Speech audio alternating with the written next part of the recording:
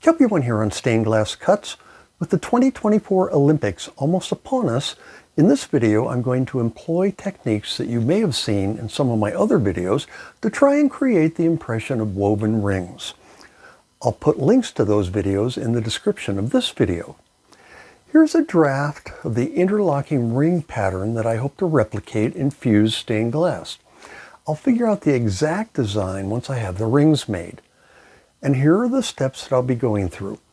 Starting with 5 7x7-inch glass squares, I'll be cutting 5 rings, each 5 3/4 inches in diameter with a 4-inch hole in the middle. I'll then run them through a fusing cycle in the kiln. Next, I'll remove 2 pieces from each ring, leaving 2 pieces. I'll then position them, add some clear stringer, and fuse all the pieces together. And finally, I'll add a solid brass hanger, and outside it goes. So let's do this. In this step, I'm scoring the 2 circles. First, the 5 3/4 inch circle.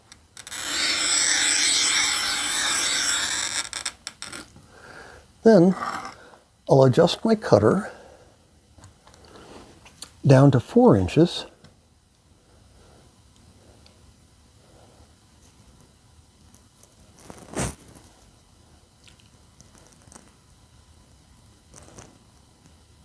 To make the center hole.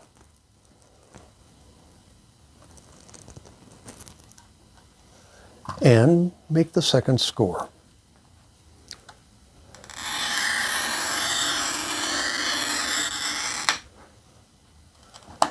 After I've got that done,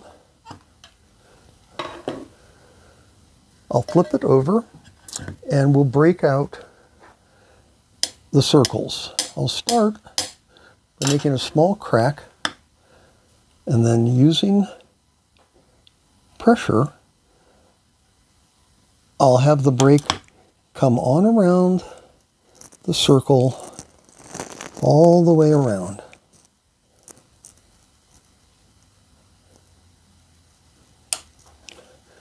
And we'll repeat for the inside one.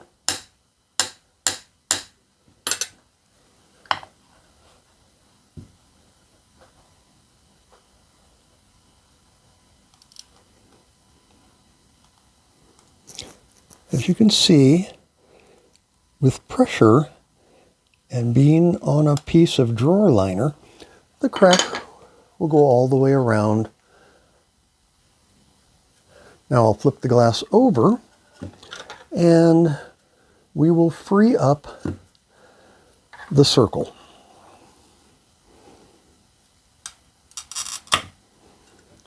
And I'm doing that by making 4 score cuts, and then I'll be taking my running pliers and applying just enough pressure until I hear the crack. And it doesn't take much pressure.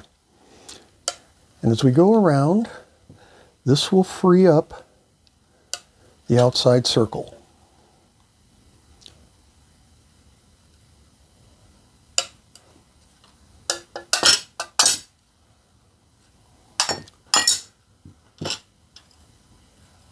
I'll repeat this step for the other 4 pieces of glass.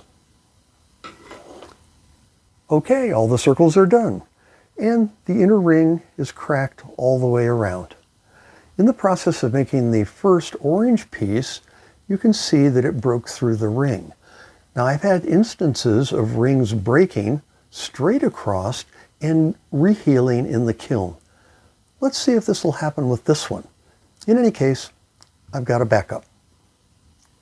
Here I'm going to drill 6 3mm holes at the very edge of the inside score. The reason for doing this is twofold.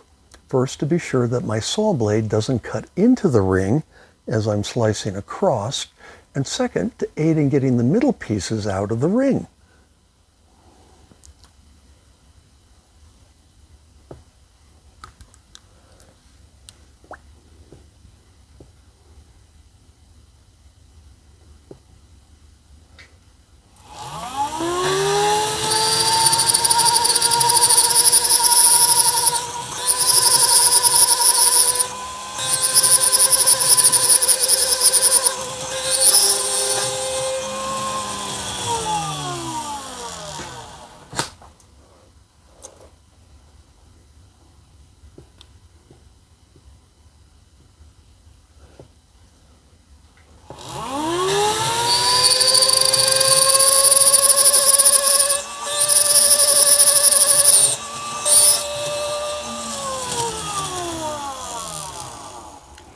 funny how some pieces of glass grind way more easily than others. The green is pretty easy.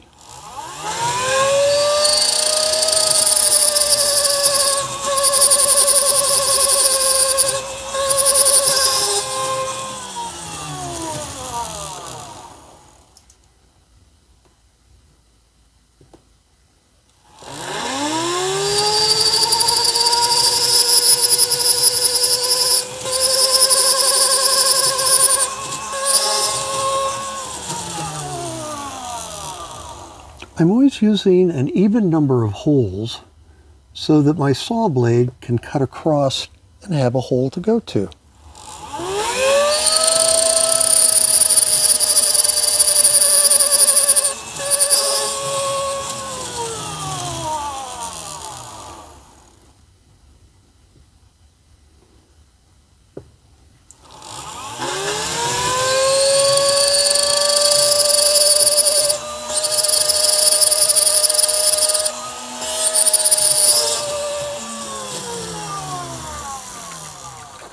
Okay, we have our holes cut on this piece, and I'll move on to do the other 5. Now I'll make 3 cuts between the holes that I've just drilled using my diamond lapidary saw. Some of the pieces may just fall out, and for those that don't, I'll finish up back on my table.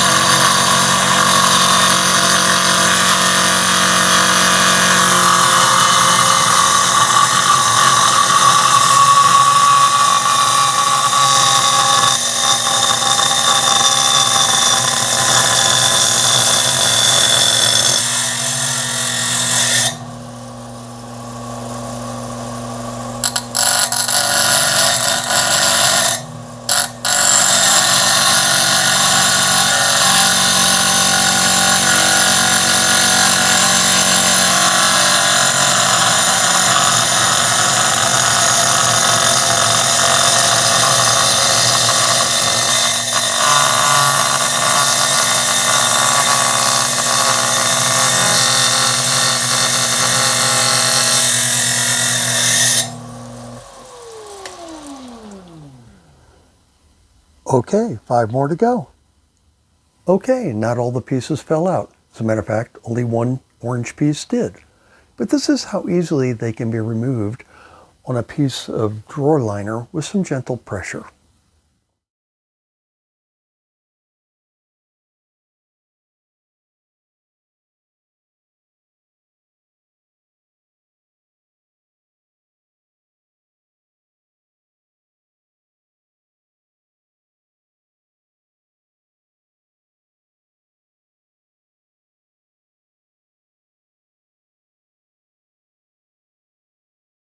Here are some of the rings all cleaned up in the kiln. All 5 wouldn't fit, so I'll be doing 2 batches. Here are the 2 orange rings. Remember how the one was broken completely through? The break is fused back together. Crazy, right?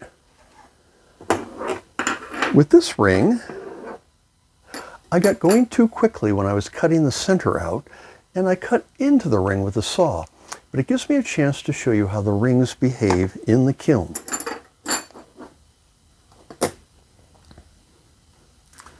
The width of the glass shrinks by 1/4 of an inch, 1/8 of an inch on each side.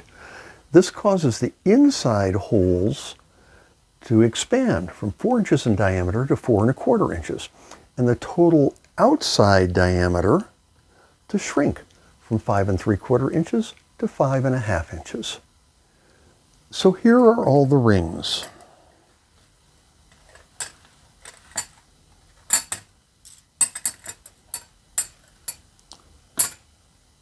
but how to lay them out. In my original sketch, I had them pushed together in the center, but I think having a hole in the center would be better. So here's how I arrived at the design I'm going with. First, I laid out all the rings like this. Then I estimated the diameter of the circle that would contain them. My first estimate was too large, so I drew a second smaller circle. Next,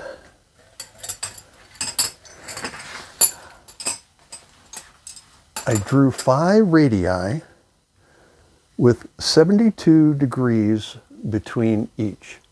Then, taking one of the rings and placing it on the edge of the circle I made a mark.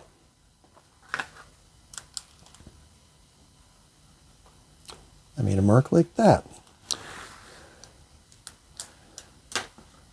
And then, taking my compass, I placed the lead on my compass on my mark, and I drew a circle. You may not be able to see this circle very well, but this circle is the inside diameter of my ring. Next, taking my ring and centering it on the circle,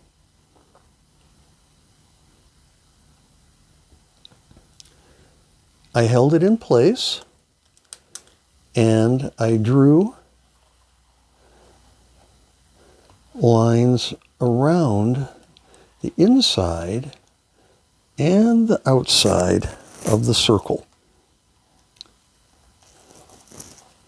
Now, as you can see with the yellow, I've determined the 2 pieces of glass that I will want from each circle. Now to cut the pieces, a total of 4 cuts. It seems almost sacrilegious to break these beautiful rings up. When it came to scoring, I debated with myself about how to do it. It's hard enough to make a score when the glass is mounded up like this, let alone try to put a curve in it.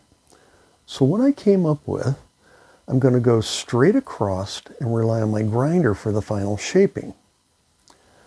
Now the first break that I make is a relatively straight across break. When I make the second cut, I'll leave a little bit of extra to give myself room for the grinding. Now the rest of this video, I'm afraid I'm going to have to go to text. The reason being that when I went to record this video, I didn't have my microphone turned on.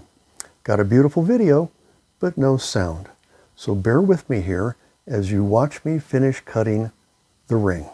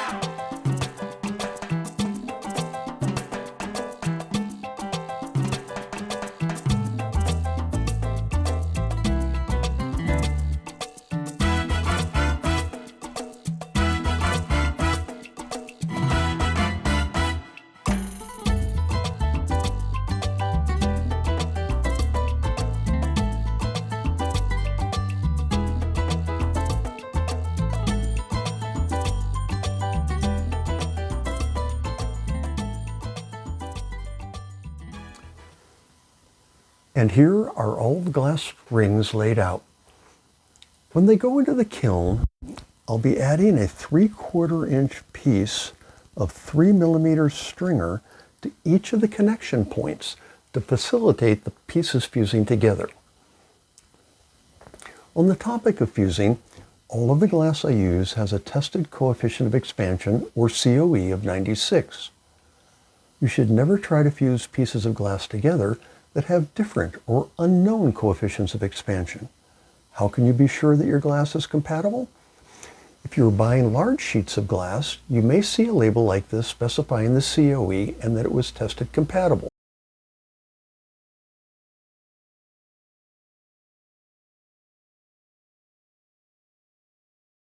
If you're buying smaller pieces of glass, the best advice I can give you is to purchase them from a reliable reseller. I've been buying all my glass from D&L Art Glass for over 30 years. Off to the kiln.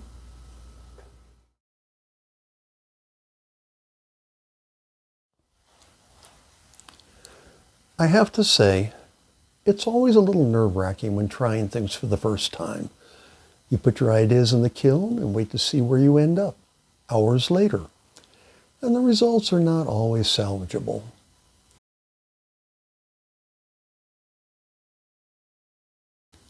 I lost sleep over this design. So much glass and time, thinking about the expansion, contraction, and did the pieces stay touching long enough to fuse? And here's what happened. It worked.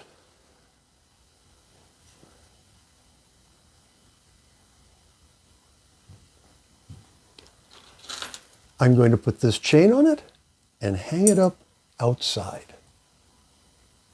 So there you have it, a new idea for an Olympic logo.